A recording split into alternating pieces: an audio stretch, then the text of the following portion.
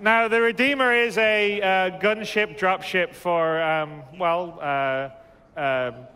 various things, but one of the things would be sort of inserting Marines into combat zones and boarding other ships. So, which brings us kind of to the point of why we're here tonight, which is we're going to show you the FPS. So, we're going to show in a little bit kind of what the FPS feels and looks like, and I think you guys are going to be hopefully impressed. I actually think it's pretty damn awesome. So we take the battle to the ground. In actually the case of the demo we're going to do, we'll be taking it to a space station. Aim for the head, shoot for the stars. I didn't really come up with that one.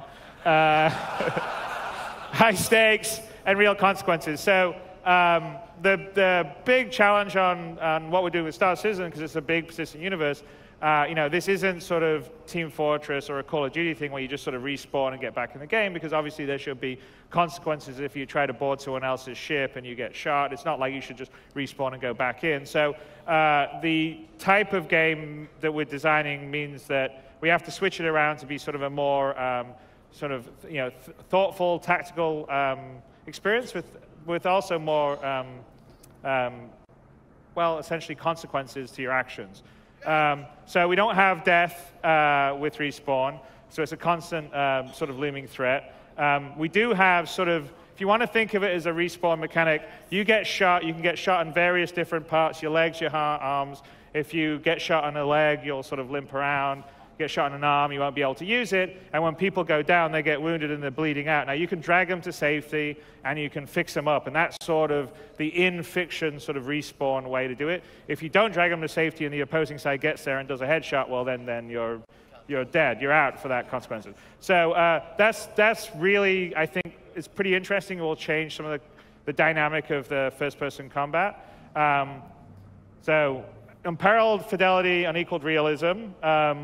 So if we go back into the hangar, right, so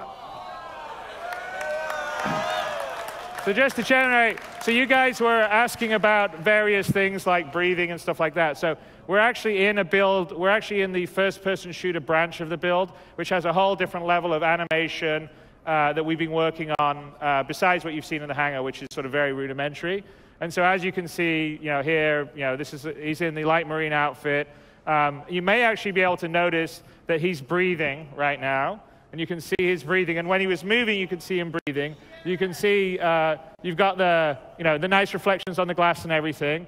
And if we go back inside first-person view, and we start to move around, I don't know if you can see, there's a very subtle thing on the bottom. You actually can see your breath on the visor there. And as you're moving around, and you get out of breath, and so. So in terms of real combat, if you're running around at a certain point and you're out of breath, it's sort of like you can't maybe shoot as well and you can't run quite as fast. So if I'm quiet, you can hear the breathing now as he starts to move.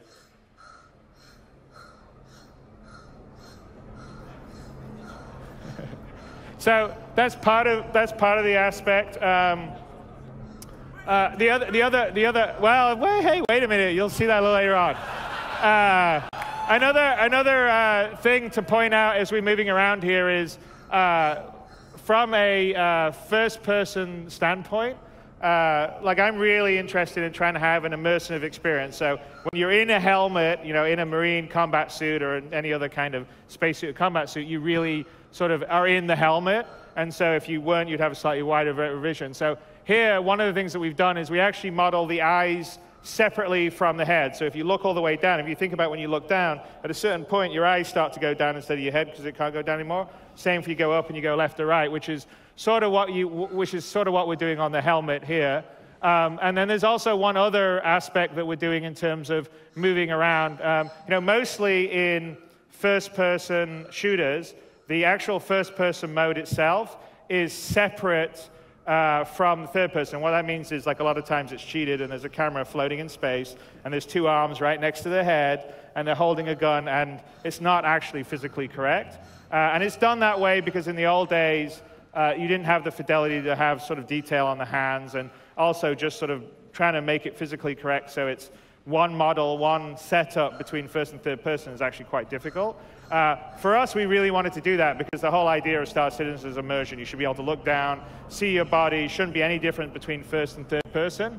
So that is definitely what we have here. And we do a couple of subtle things. And I talked about we model the eyes separately. So generally, one of the reasons why they do first person separately is because if you just put a camera where a person's running and bouncing up and down, well, if you did that with a GoPro or something, you'd sort of see the camera going up and down. It would make you sick. If, as a person, you're running around, what happens is you tend to focus on a point in the distance, and your brain and your eyes are sort of adjusting as you move around. So we actually model that in this, where we basically have a target point, and if you see, our view in the distance stays locked in the same point. But if you're in the inside, as I'm running and bouncing up and down, you can suddenly feel like a little perspective shift here, because what's happening is your head's actually bouncing up and down, but your eyes are always trying to keep focus on the same point.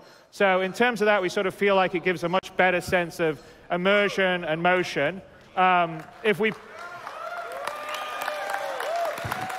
pull out a gun, I think, by the way, let's see, what you see is what you play. I'm kind of going through our slides here. So no old school floating guns. Correctly simulated eyes, head, and body. That's on my little presentation here. And first and third person animations are unified. So that means that whatever we're doing in the first and the third person animation is exactly the same. So we can also do things like now I've got the gun here. I can look down. Let's get into a place where we can actually see the gun a little better. There we go. Okay, so now if you look down, and there's sort of, we have some kind of fun idle stuff where you can sort of look at your gun a bit more and all the rest of the stuff. And that's sort of randomized between what you do. So yeah, I mean, and if we switch to third person right now, all the same, and go around to the front, Travis. So it's all the same motion and animation between the first and the third person. And we also, simulate everything. So if we fire now, you'll sort of see, if you can see his fingers pulling as he's firing. So all of that's happening. We also, one of the other big things that we do is the gun shoots where the barrel's pointing. So it's not like most first-person shooters, when you're in the first-person mode, basically the gun, you're shooting where the mouse is pointing, your crosshairs pointing. Well, this is actually shooting exactly where the gun's pointing, and this is actually kind of another fairly big deal. In so much that when you're moving around, if you stop to iron sight, so I guess we could probably iron sight now, like in real combat, you don't really just sort of run around and start shooting because you don't have great accuracy, but so you would tend to want to stop and set and be able to shoot. And so we sort of simulate that. So if you can shoot from the hip or in a sort of version like this, but obviously it's not going to be as accurate as when you're shooting in the sort of the iron sight set, or when you're scoped or whatever. So, and it's exactly where you're pointing. So it doesn't cheat, it doesn't do all that. So we think ultimately that's going to make a much more sort of intense and realistic first-person experience. So that's sort of a little bit of a primer. We're actually going to run a full-featured multiplayer combat demo here, where you'll sort of see a lot of the things I talked about will all sort of be happening. So when you watch it, hopefully you'll appreciate some of these sort of details. But ultimately, I hope that the details are really going to sort of make the whole environment immersive. Lights down and let's do it.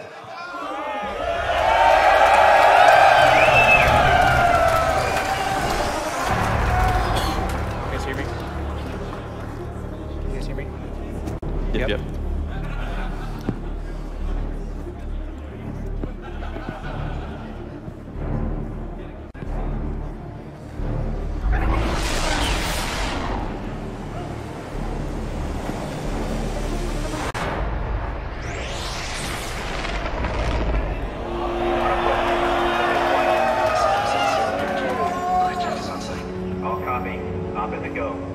Touchdown, 2 people. Ready up. Oh, that asshole ain't gonna know what hit him, sir. Might want to wake up Barnes then. Hey, Barnes. Time to clock in. You straight? Gatekeeper, how's our POE? Livelier than I would have liked, but secure. Opening now. Copy that. Let's keep this pro and get home.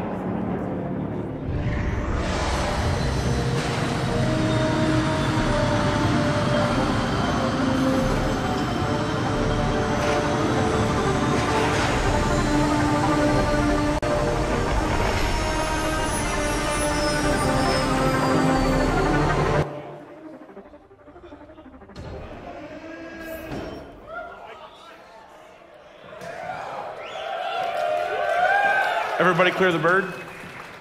All clear. Roger. Let's not stand on ceremony, gentlemen. On me. We got a tight hallway here, so instead of a rolling T, let's go ahead and pick up a serpentine formation. Roger that. Okay.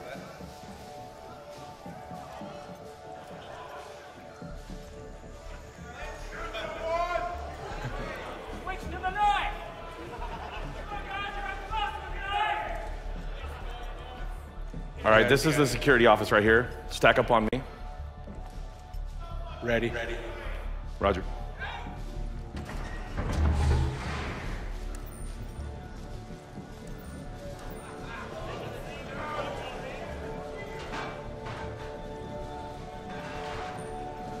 Noise and light, gentlemen.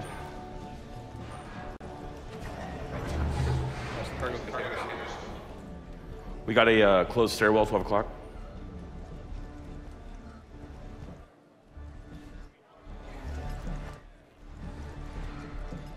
You're gonna say that you're a pirate, Kendra. Sweep forward. You're up. You guys get the Marines coming?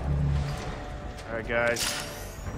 Yeah, they got to be getting close. Everybody clear? All right. Throw down an ADS. Let's make Roger. sure these guys Inside have the a door. Position. party. Davey dropping your shield. Roger. There we go. Won't see that coming. Paul, can't grab some cover, Paul. Let's make sure these guys have something to go home. Right, dude. We're good. Go. Roger. Checking left. Rodney, go ahead and get up right. Right clear. Roger. Let's get On this me. welcome Wait package. for him. Wait for him. Hey, heads on a swivel, guys. Heads on a swivel. They could be anywhere. They're here somewhere. Contact right. Left. There they are. The window. Coming in. Near ambush, near ambush. Rodney, on me. Chris, Chuck, I need you to pick up supporting fire time now. Roger.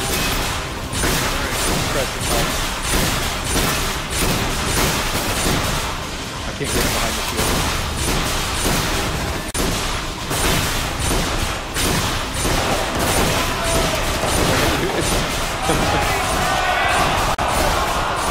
I'm down. One tango down. One enemy KIA. How copy, over? Drag out.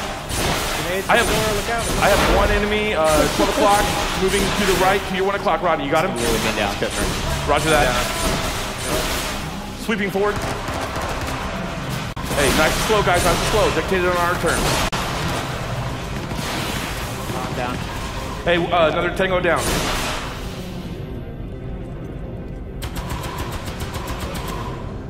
Sectors are clear. Clear. All clear? Roger. Okay. So that's not all. We're going to show another aspect because we're in space. So the other area that we're working on is combat in zero G. So that's something that both on space stations and on ships you'll be able to turn gravity off and on, or maybe something damaged will lose the gravity generators. Jetpacks, gravity boots, and not in what we're showing, but is part of what will be part of when we actually release the module. There's going to be sort of a push-pull mechanic. Have you ever seen the movie Gravity, where Sandra Bullock's pulling and pushing herself along inside the space station? So you're going to have all those dynamics in zero G when you do combat. So I think we'll go to our zero G part of the demo, right? All right, nice and slow, guys. I don't want to fall another one like last time. Watching it, should say. Hell of a view.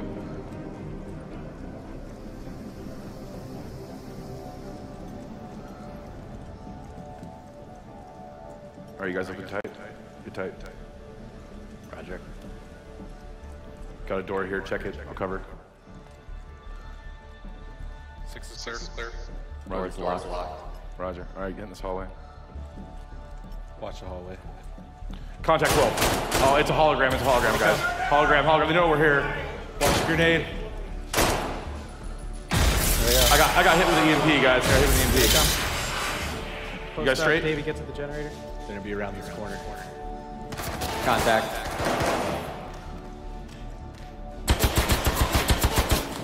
Hey, hurry up and clear this door, guys. Clear the fatal funnel. Time now. Go. Let's go. Let's go. Let's go. Let's go. Get out of here. Okay.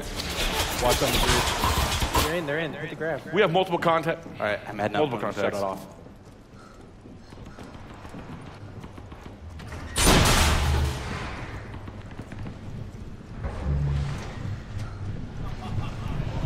You guys got a visual? I don't have a visual. I don't know where they go. Where they go? Hit it. I don't got it. All All right. see one. Make sure to stay near cover, gentlemen. Stay near cover. Contact. Are we losing Alright, that's gravity fine. right now?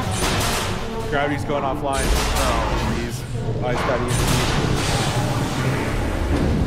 EMP. Hey, get some force propulsion grenades out. Gravity's down. 09. We're in 0G.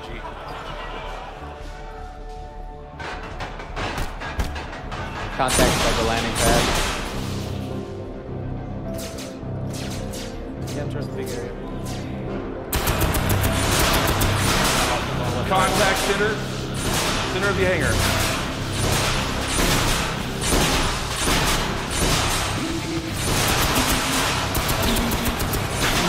Trying to move to you, man. I can't really get control. Got him in the corner. All right, corner's down, corner's down. I have contact coming towards me. One in the middle. Get up in the middle.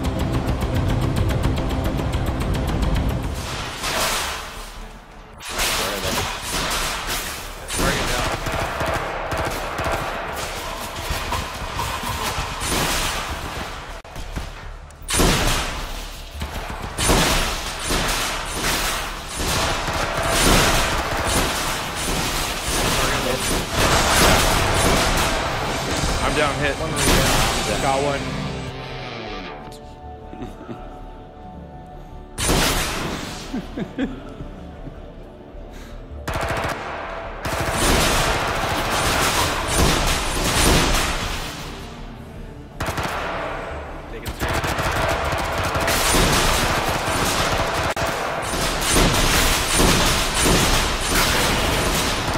I'm out.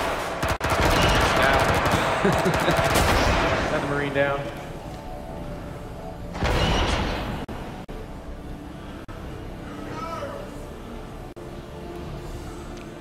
Is that it? Come get it. Outlaw wins. Outlaw wins.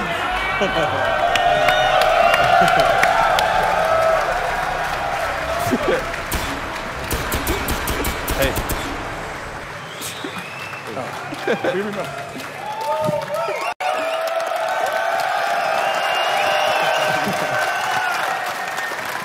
I can see we walk. So that's a pretty early preview. We're still quite a few months off from releasing it to all you guys. I think we're planning on doing it in March, and it's gonna get a lot more polished and a lot more functionality in there. But I think already it's looking really quite promising. So.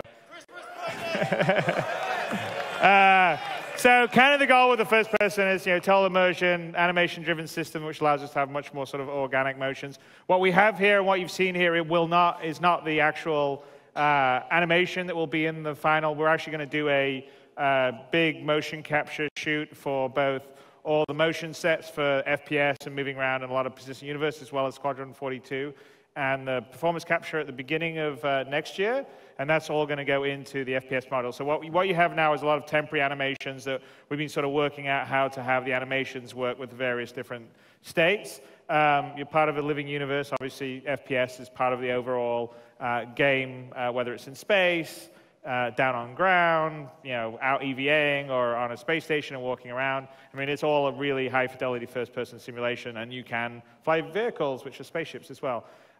Realistic physics, obviously we have that in space, we have that in the FPS. There'll be more of that, like I said, with the push and pull dynamic in 0G, and more destructible tech and damage that we're working to put in, and realistic environments. So you'll be able to do what we just saw there, which is fly in an area, land on the space station, get out, move around it, get involved in combat, get back in your ship, take off.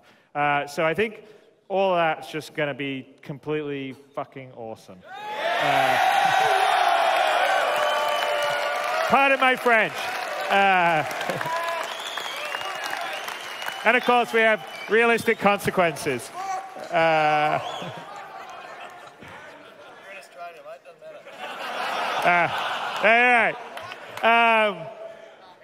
so anyway, I think Ilphonic's done a pretty amazing job with the FPS and